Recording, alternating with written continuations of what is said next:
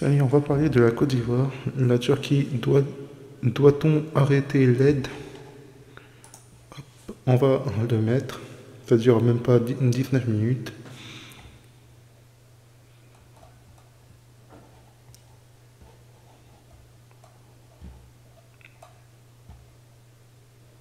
Voilà. C'était le 23.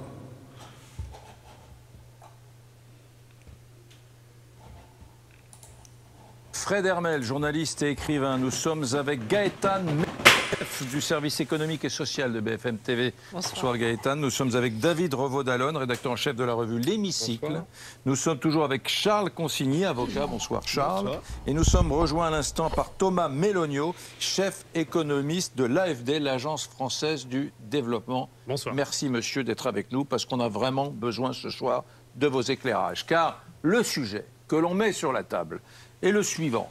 Depuis quelques jours, quelques semaines, c'est bien évidemment, vous l'avez vu, le concours Lépine du côté du gouvernement pour inventer, trouver de nouvelles taxes. Aujourd'hui, il faut taxer les produits sucrés. Hier, c'était... Vendre les bijoux de famille. Vendre les bijoux de famille, c'était les participations de l'État dans les entreprises privées, etc. Chaque jour, une nouvelle idée qui aboutira ou pas. On a observé quand même que la puissance publique, l'État, la France, Gaëtan Mélin, chaque année, au titre de la coopération, plutôt de l'aide au développement, octroie assez généreusement des milliards et des milliards à des pays du monde. La France est un pays dans lequel il y a 10 millions de pauvres, mais ça ne nous empêche pas de donner de l'argent à des pays que nous souhaitons aider en termes de développement. Pas forcément des pays misérables tels qu'on pourrait les imaginer dans le Sahel, en Afrique. Hein. Il y a des pays d'Asie, des pays d'Amérique du Sud. Et donc, moi, je trouve un peu incongru qu'on ne se gratte pas la tête pour dire, voilà, en période de crise, comme celle que nous traversons aujourd'hui, peut-être qu'il faudrait faire un moratoire, suspendre quelques années ces 15, 16, 17 milliards d'aides que nous donnons chaque année. Voilà l'idée que je voulais poser sur la table de façon brute. Je n'ai pas d'avis plus prononcé que cela, Gaëtan. On va peut-être expliquer d'abord ce que c'est l'aide publique au développement. Alors, en fait, ça a été mis en place en 1960 et c'est tout simplement pour venir en aide, et effectivement, aux pays qui en ont le plus besoin. Un développement économique, un développement vers la transition énergétique, bref. Ce sont des financements aujourd'hui qui sont importants pour aider ces pays. Et effectivement, ce sont finalement les pays les plus riches qui financent les pays les plus pauvres. Et effectivement, vous l'avez dit, la France, en 2023, est le 5e pourvoyeur de fonds, avec donc 14,2 milliards d'euros. Ça correspond à 0,5% du RNB, c'est-à-dire le revenu national brut de la France. 15 milliards, ouais. 15 milliards au titre de... C'est à la fois peu, puisque c'est la moitié, c'est un demi-point, 0,5% de notre richesse. La moyenne, c'est 0,7%. Il y a des pays qui fournissent 1%. Donc c'est à la fois peu, et dans un pays qui est en train de se saigner pour trouver 60 milliards, c'est aussi le quart. C'est le quart de ce que nous cherchons. On peut aussi le voir comme des investissements. Quelques exemples des pays auxquels on donne, parce que c'est important aussi. Vous disiez les pays qui en ont le plus besoin. Mais quels pays, par exemple? Je parle sous le contrôle du chef économiste, mais il y a beaucoup de pays d'Afrique, notamment le premier, donc c'est la Côte d'Ivoire, qui au titre de l'AFD a reçu 447 millions d'euros en 2022. Il y a eu l'Ukraine aussi. Souvenez-vous, l'Ukraine a obtenu 240 millions d'euros. Ou bien encore, alors ça va vous faire plaisir, l'Algérie, 130 millions d'euros. Mais quand on regarde dans le détail, c'est quoi ces 130 millions d'euros qui a été fournis par l'AFD? Eh bien, c'est 120 millions d'euros au titre de l'éducation des étudiants. Et cet argent, finalement, est resté en France, 120 millions d'euros qui sont restés pour les études de ces Algériens. Moi j'ai vu les dotations sur les années 2018 à 2022 qui sont répertoriées comme cela sur les sites officiels. Il y a sur ces 4 années beaucoup d'argent qui est versé à la Turquie, au Brésil, un peu d'argent qui est versé à la Corée du Nord, j'étais très surpris, ainsi quelques dizaines de millions d'euros à la Corée du Nord, c'est quand même l'argent du contribuable français, à la République islamique d'Iran. Donc il y a des choses qui peuvent interroger, ne pensez-vous pas? peut-être je vais vous rassurer d'abord sur ce point, on ne verse pas d'argent ni à la Corée du Nord ni à l'Iran. Simplement la manière dont l'aide au développement est faite, il se trouve qu'on déclare, par exemple, s'il y a un étudiant nord-coréen dans une université française, alors on va déclarer 12 000 €, c'est-à-dire le coût des études en France dans l'aide au développement. Mais on n'a pas mis d'argent en réalité.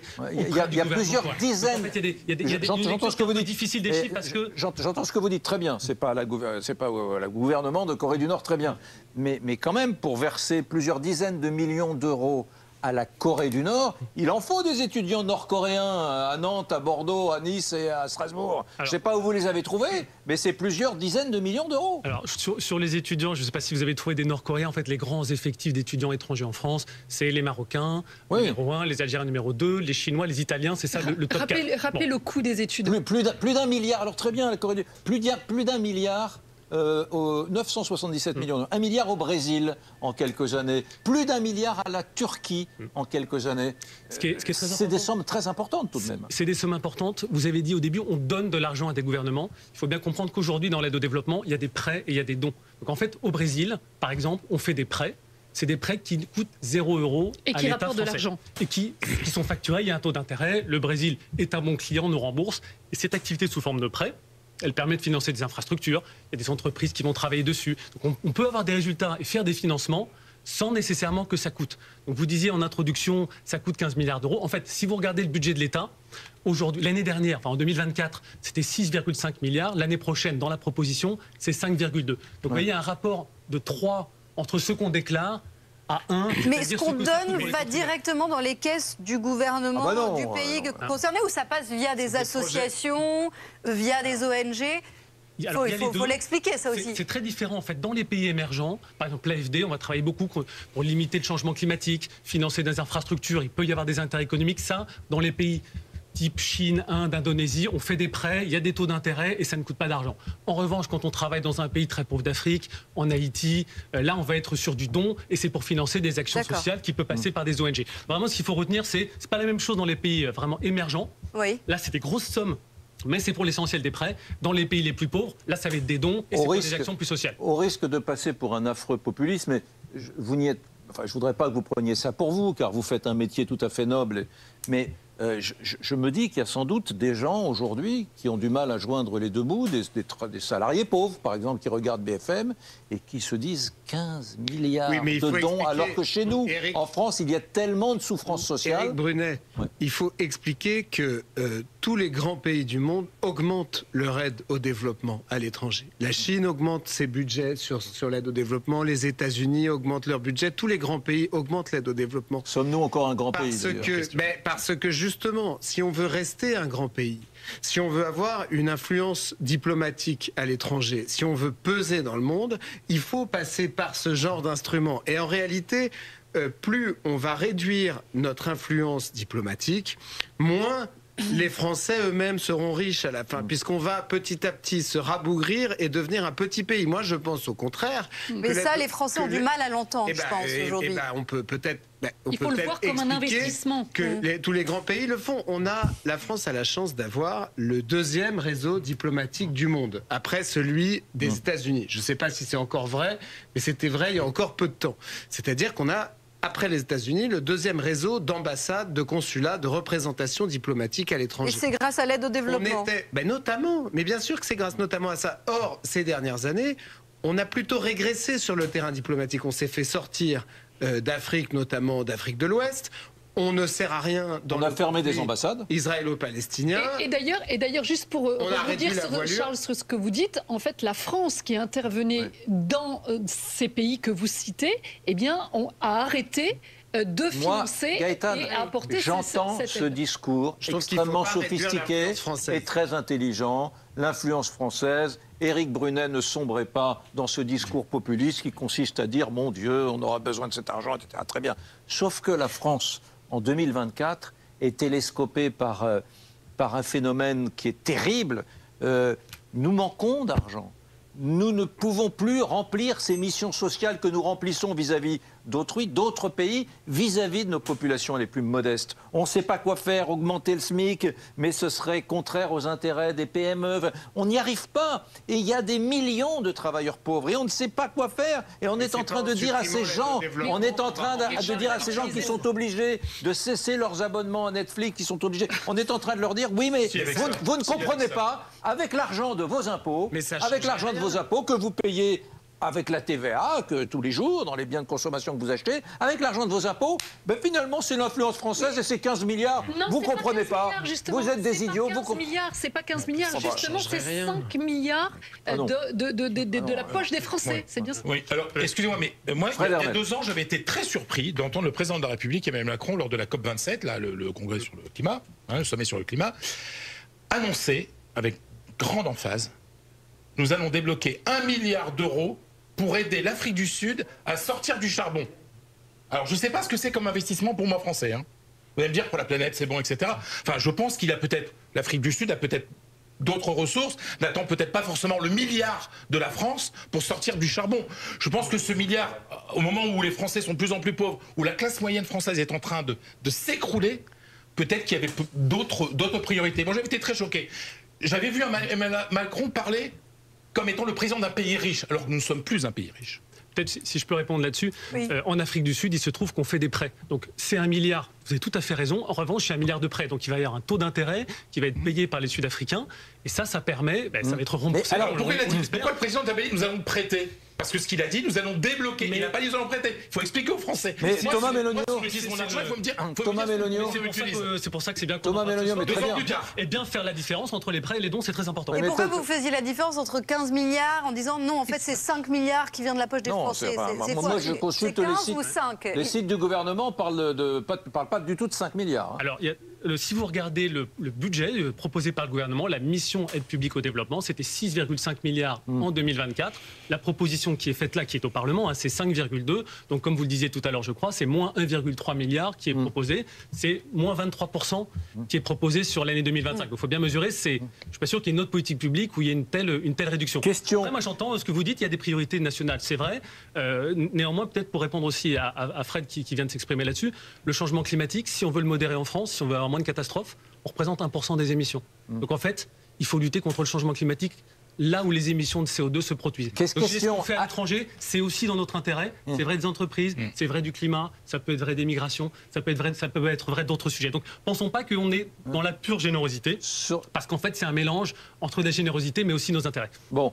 Moi j'ai vu des chiffres. Non, mais j'ai vu des chiffres pharaoniques sur plus d'1 milliard d'aides consenties à la Turquie, plus d'1 milliard. Et encore une fois, ne pensez pas que je suis en train de cibler les pays du Maghreb c'est pas mon sujet. Le Brésil, je trouve tout à fait anachronique. Je suis allé au Brésil. Les Brésiliens ont des constructeurs aéronautiques, ont une industrie ultra développée. Je trouve incroyable que nous financions l'économie brésilienne.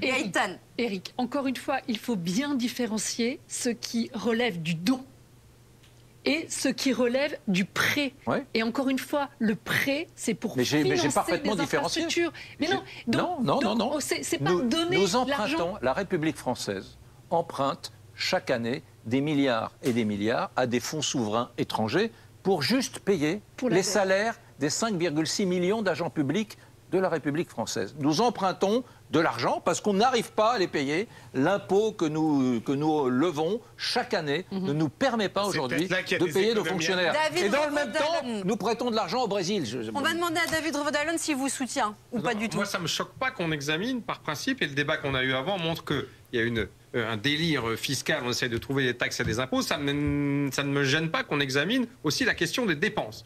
Maintenant, la question de l'aide au développement, ce n'est pas seulement une question d'idéologie. D'abord, vous l'avez vu, vous l'avez dit tout à l'heure, le deuxième pays qu'on aide, je crois, c'est l'Ukraine.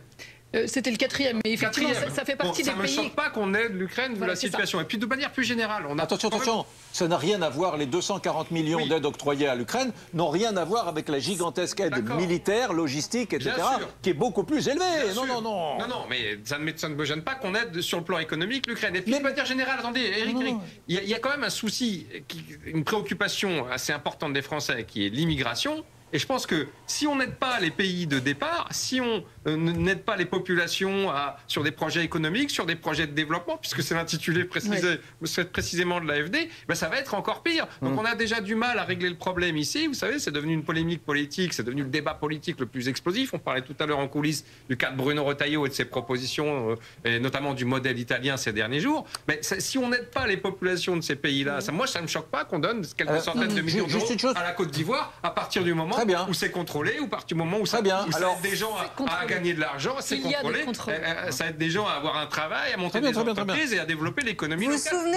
Je vous rappelle je suis pas d'accord avec vous sur cette question. Je suis d'accord, très bien, j'entends ce que vous dites. Je voudrais quand même dire que Fred Hermel et moi-même sur ce plateau, nous sommes en minorité, certes, mais on n'est pas les seuls à s'interroger. La Cour des comptes elle-même, en 2023, a pointé certains dysfonctionnements et certains anachronismes et certaines choses anormales. Regardez, on n'est pas fou. La Cour des comptes, on va les lire. Qu'elle quand même sur l'argent public, elle a pointé. Heureusement qu'elle est là. On va les lire quand même, ces dysfonctionnements que pointait du doigt la Cour des comptes, qui effectivement s'est intéressée à la question. Elle parlait à l'époque, donc, au sujet de cette aide française au développement, de manque de clarté dans l'allocation des fonds, de difficultés d'évaluation des résultats, d'absence de priorisation claire et de faible coordination interinstitutionnelle. Ça fait quand même beaucoup. Ça fait beaucoup. Elle ne parle pas de manque de clarté dans les prêts, puisque vous nous dites qu'il s'agit de prêts. Elle parle dans l'allocation des fonds. Sur ces difficultés pointées du doigt. Ça fait beaucoup, la liste est longue quand même. En fait, sur l'allocation des aides, ça renvoie au débat qu'on avait là. Quand on regarde les chiffres de l'OCDE, c'est pas très clair parce qu'on va nous dire pourquoi est-ce qu'on met 500 millions sur le Brésil, 150 millions sur la Chine. Et comme on présente un peu de la même manière des prêts et des dons, moi je comprends les gens qui ne s'y retrouvent pas. Et là, il y a un effort de clarification à faire sur les chiffres. Mais dites-moi, on n'aide pas la Chine, c'est la première économie du monde. La petite France n'aide pas la Chine quand même. Donc ça serait absurde. Si je peux vous rassurer, on finance des projets en Chine. En Chine, on va financer des projets avec des taux d'intérêt qui permettent de dégager un excédent. Donc est-ce que ça nous coûte ? La réponse est non. C'est une activité qui nous rapporte de l'argent. D'accord. Et pourquoi est-ce qu'on le fait ? C'est parce qu'en Chine, on peut faire des projets d'économie d'énergie, par exemple. C'est notre intérêt qu'ils consomment moins d'énergie, qu'ils émettent moins de CO2. Justement parce que la Cour des comptes nous dit que si jamais ça rapportait de l'argent, la Cour des comptes nous dit que c'est pas clair et qu'on le voit pas. Mais qu'en matière de retour sur investissement et surtout d'évaluation des politiques implémentées, c'est totalement opaque, dit la Cour des comptes. C'est vrai qu'on doit faire mieux en matière d'évaluation. Alors je dis ça, si vous faites AFD, Open Data, vous pouvez trouver, il y a 400 évaluations. C'est pas vrai qu'on n'en fait pas. Après, elles sont pas connues, elles sont pas assez visibles. Sans doute, on peut faire mieux. Donc moi, je prends le message de la Cour des comptes. Et vous savez peut-être d'ailleurs qu'il y a une commission d'évaluation qui va se mettre en place normalement l'année prochaine. Et précisément, juste Éric, cette réflexion que vous avez ce soir, le gouvernement l'a aussi, puisque après avoir augmenté pendant des années, cette aide publique au développement, il faut le dire, elle baisse. Oui, c'est la deuxième année consécutive. C'est dommage. Effectivement, qu'elle baisse. Et c'est dommage parce que vous nous expliquez que ça nous fait gagner de l'argent. Alors c'est vraiment dommage que cette année, les députés la baissent.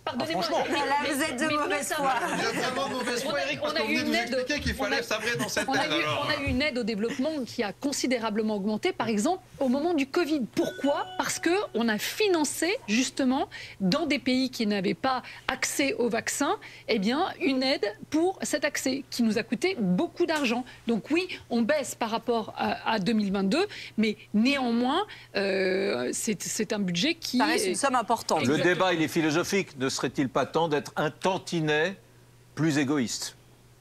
Est-ce qu'on veut faire partie des pays riches, aider les pays pauvres, ou bien est-ce qu'on veut faire partie des pays qui sont à la traîne ? On parle de l'argent. On parle de l'argent de contribuables qui sont très essorés par ailleurs.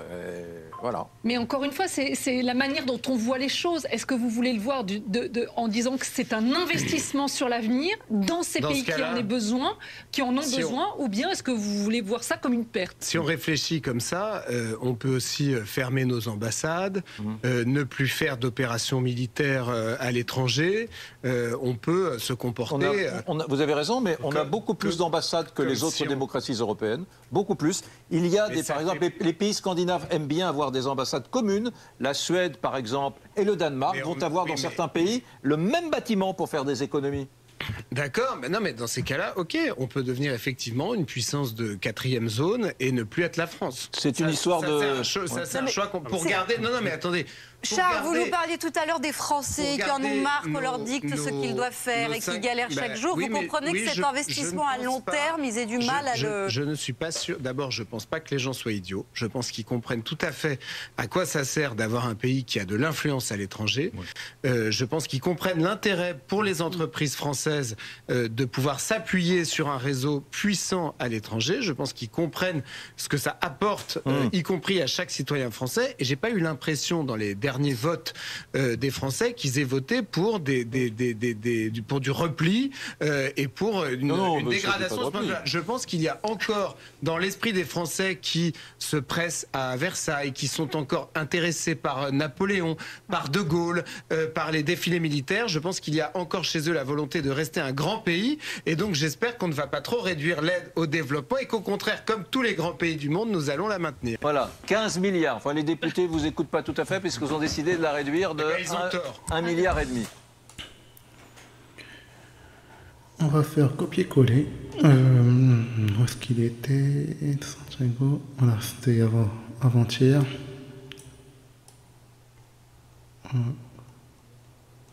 Hop là, copier-coller. Hop.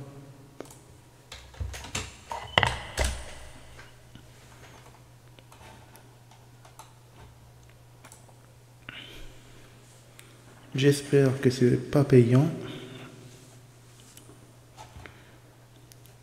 Côte d'Ivoire, nouveau rapprochement avec la Turquie grâce à un accord sécuritaire.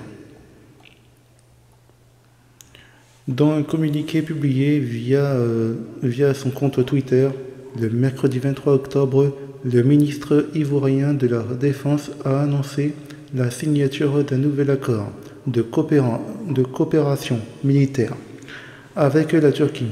Cet accord a été conclu lors d'une visite du ministre Téné Birahima Ouattara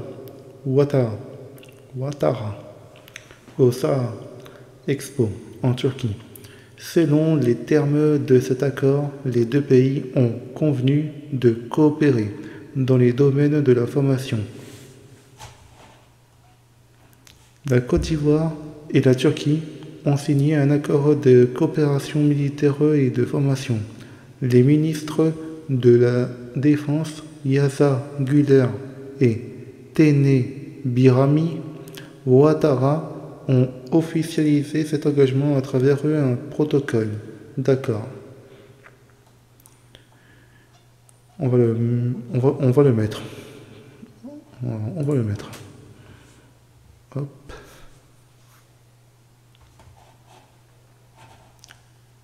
Que ça se charge.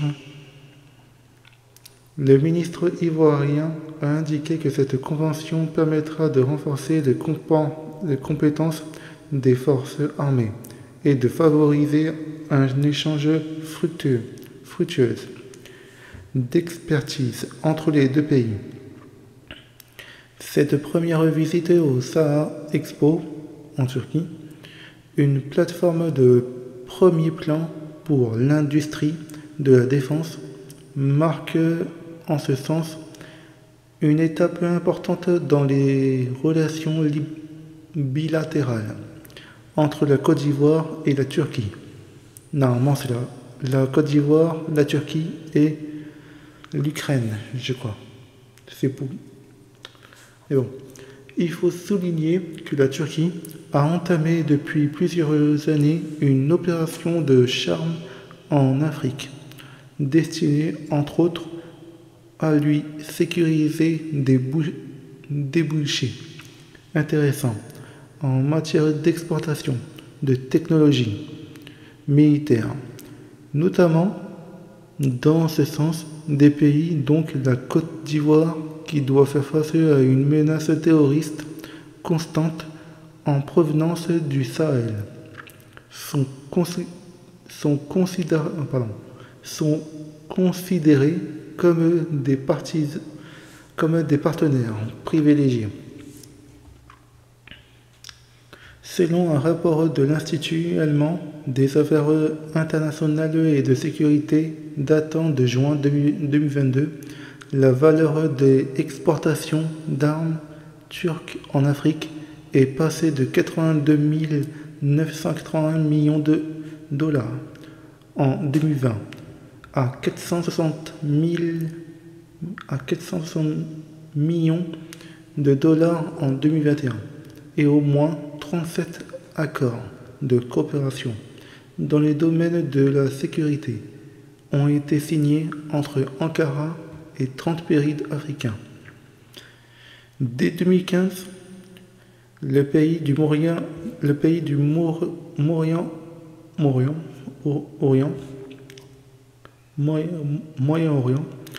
avait signé avec la Côte d'Ivoire d'un accord de coopération sécuritaire dans le cadre de la première visite du chef d'État ivoirienne Alassane Ouattara en Turquie. La nouvelle convention, qui devrait s'inscrire dans cette même lignée, promet de consolider leurs relations bilatérales en matière de sécurité et de défense. Notons que selon les données de la plateforme Trademap, les exportations turques à destination de l'Afrique se sont affichées à 21,3 milliards de dollars en 2023. De ce montant, environ 269 millions de dollars ont été captés par la Côte d'Ivoire. Dites-moi dans les commentaires si la vidéo et l'article que je vous ai lu, dites-moi dans les commentaires si ça passe. Abonnez-moi à ma chaîne YouTube, Twitch, TikTok et Instagram. Mettez-moi des pouces pour ne rien rater. Et je vous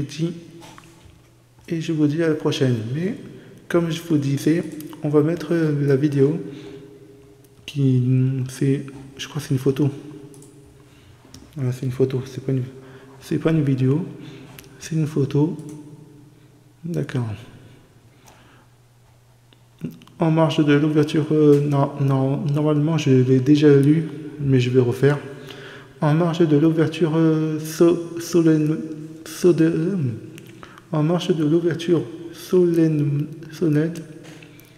ce mardi 22 octobre 2024 à Istanbul, en Turquie, de la 4e édition du Salon international de la défense de l'aérospatiale, Sahara Expo 2024. Nous avons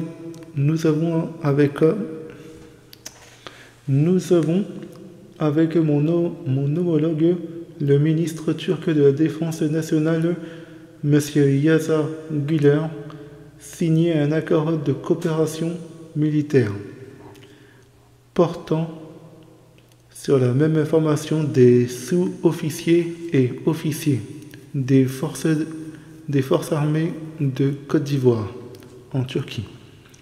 Dès l'ouverture du salon, nous avons découvert des innovations intéressantes que nous mettrons à profit pour renforcer davantage notre outil de défense, conformément aux directives du président de la République, chef suprême des armées SEM, Alassane Ouattara. D'accord, c'est lui qui tweet. Ouais, c'est un des... C'est pas lui qui tweet, mais c'est un des comment on dit ça? J'ai oublié. Mais pour en revenir, dites-moi dans les commentaires si la vidéo est... Dites-moi dans les commentaires si la vidéo est là et les photos, pas la vidéo, mais la photo. Dites-moi dans les commentaires si la vidéo et la photo vous plaît. Dites-moi dans les commentaires si ça intéresse. Mettez-moi des pouces pour ne rien rater. Comme je vous ai dit, abonnez-moi à ma chaîne YouTube, Twitch, TikTok et Instagram. Mettez la cloche pour ne rien rater et je vous dis à plus tard.